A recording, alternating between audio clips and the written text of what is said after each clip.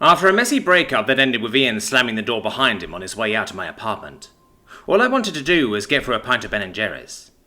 Maybe watch some gratuitous violence on Netflix, smoke some pot to help me make the day a little fuzzy.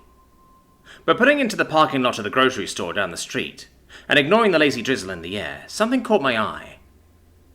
A dog near the edge of the lot, laying down under a tree that provided shade for the lucky Floridian who claimed the parking spot under its branches.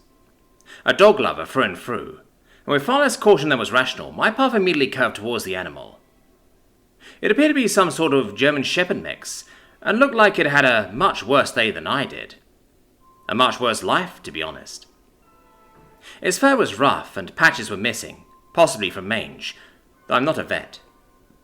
My guess was that it had been out here for ages, and to be honest, the town I currently lived in wasn't huge on paying attention to stray dogs. Unless they got aggressive, of course. Then it was time to call in animal control to take down the threat to all the precious children. Getting within a few yards of it, it raised its head and let out a low growl. "Hey," I murmured, crouching down. "You look like 10 miles of bad road." Its ears weren't flat against its head or anything, and it didn't bare its teeth, but it let out another warning growl. "Not keen on people, huh?" I paused. "You hungry?" No reaction, unsurprisingly.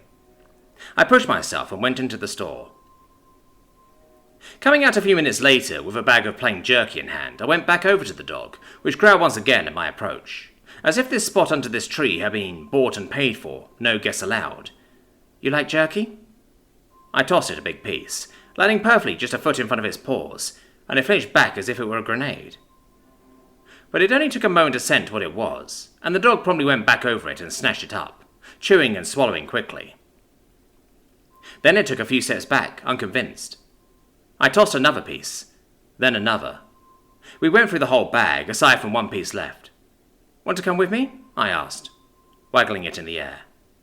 The dog, I could see it was a girl now, took a few steps forward.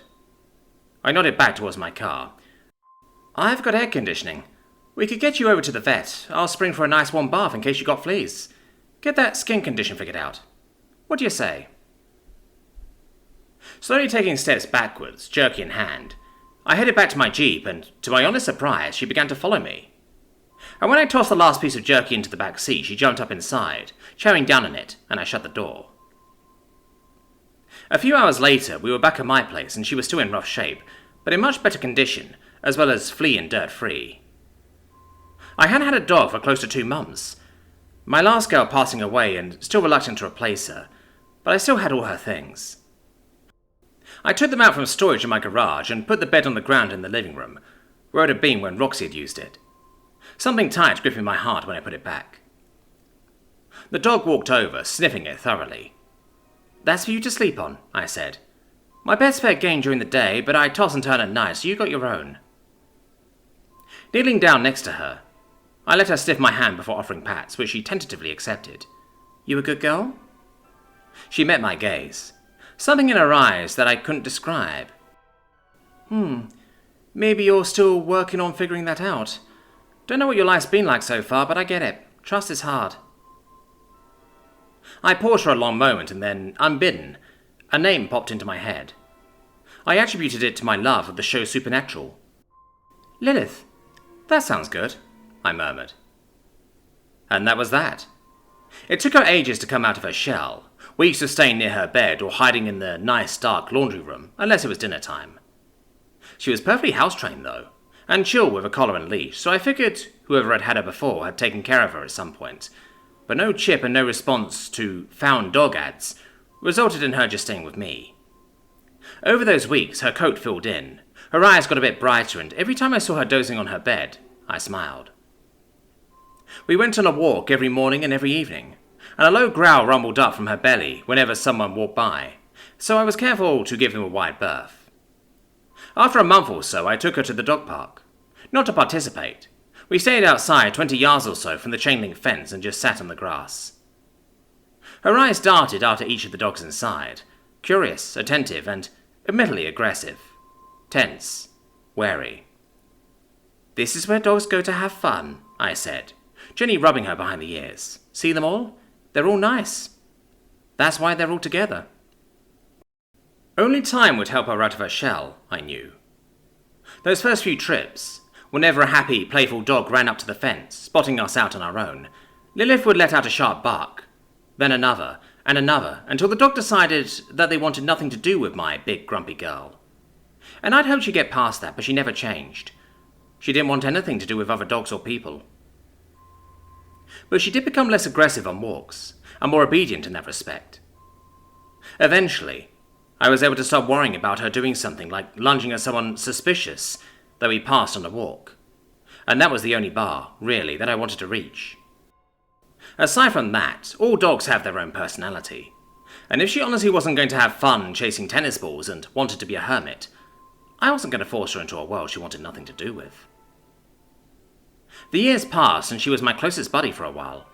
Suspicious when I came home smelling like a new guy, and exceedingly wary of Spencer, who I dated for a year or so. Gravely, that ended pretty amicably.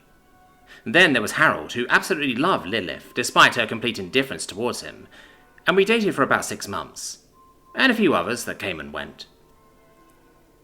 As I closed in on my 30th birthday, glumly wondering if I was destined to be alone forever, just me and Lilith, I was struck by how much she changed over the past 6 years. I'd never known how old she was when I first found her, but the vet had guessed that Lilith had been at least 6 already. And one day, when I noticed her take an extra moment to get to her feet for our walk, it seemed to hit me all at once how grey the fur around her muzzle was compared to when I first found her. That's when the weirdness started. First it was a guy on the corner of the block that would always watch us when we went out for our walks and when we returned. He was a perpetual fixture, like some homeless guy would be, but didn't look the type. And he was always there, leaning against a telephone pole. I brushed it off, assuming he had a similar schedule to mine, even though Lilith, seemingly reverting to old habits, let out a low growl whenever the man looked in our direction. Then there was a woman who came to my apartment one time with some flyers for some sort of medicine line for dogs. She tried to chat me up about how one could give me extra years with my girl, practically trying to get herself invited in. But when her toe just made it over the threshold, Lilith, who'd been standing in the middle of the living room, hackles up, let out a low growl, rebuffing the attempt. Looking unreasonably irritated at that, she just left. Then came the knock that night. A handsome man in a black suit stood on my doorstep and, despite Lilith's comforting presence, especially it being after dark, I answered the door with a chain still on it and pepper spray in hand. "Yeah?" "I'm here for Lilith," he said, his voice quiet and calm. I stared at him. He was too perfect, his head bald and smooth, his skin carved from marble, his eyes dead and vacant of emotion, his face a facsimile of a normal man. I felt like I was staring at a psychopath. "You're here for her?" "She knows why. It's time for her to come home." Swallowing hard at the nut job standing in my doorway, I didn't hesitate before slamming the door shut and flicking the deadbolt. I took a few steps back as Lilith's toenails lightly tapped when she walked across the hardwood floors and slid her head under my hand. I absently patted her, wondering if I should call 911. But that was a bit moot when the man proceeded to walk through the closed door. Stumbling back, I shouted, "What the fuck?" and flicked the tab on my pepper spray, holding it up in front of me defensively. And as quickly as the man had made his entrance, Lilith made her transformation, though it was unnoticed by me until she stood, as I stared wide-eyed at my intruder. Then suddenly, beside me, a young woman rose to her feet, and that drew my gaze, prompting me to stumble back. Naked aside from the dog collar loose around her neck, she unlashed it, holding it in her hands and looking at it almost reverently, before she turned to the intruder. "No." "No, what?" he muttered, bemused. "I don't want to come back." He shifted his weight, staring in stark disbelief, as if the young woman had lost her mind. "Lilith, this was a punishment," he says slowly. "You want more of it?" "What's happening?" I whispered, blinking rapidly. Lilith turned to me and took my hand, placing her collar into it. "Hold on to that for me." I hesitated before nodding. "I'm not really a dog, Tracy," she told me, her voice quiet, something dangerous lacing the words. "I never was, and like he said," she continued, looking back to the man in my living room, "this was punishment. It was supposed to be, at least. You're saying you enjoyed it, he smirked. The life of a pet. Tame and trained and obedient. Should we have vied for something more creative? It just wasn't what you'd planned, Lilith sighed. Wasn't what I planned. Wasn't... She shook her head slowly. All those humans I'd met before, it's as if they were a different breed. Tracy is so curious, none of their tendencies, their vices, their vicious desires. It was a life of peace. I'd never had that. You grew fond of your master, didn't you? He chuckled. She wasn't my master, she snapped. Not like you are. Maybe that's how I can fix things then. Lucifer wanted a punishment for his daughter, and I'm not the one who would ever disappoint him. At that, he reached his hand out towards me, and clenched his fist, and I suddenly couldn't breathe. Fumbling at my throat, my eyes bulged as my blood turned to acid in my veins, agony echoing through my every cell, and I collapsed to the ground. "Stop it!" Lilith screeched. Her voice echoed in my head as my vision swam. There was a loud crack, and suddenly I could breathe. The pain was gone, and I gasped in lungfuls of air, fumbling backwards along the ground in a panic. My wide eyes staring, I saw that Lilith had the man pinned to my front door by his throat. A sliver of a crack slivered almost the length of the door where he struck it. "She is mine," Lilith whispered, her voice barely audible to me, "and she's not to be harmed. Punishing a daughter of Lucifer is one thing, angering her is quite another. I'm sure you'd agree." His dark, steady eyes stared into Lilith's, unfazed by her attack. My lower lip quivered, and my heart raced as I blinked back fearful tears, just staying as still as I could on the floor, willing myself to turn invisible.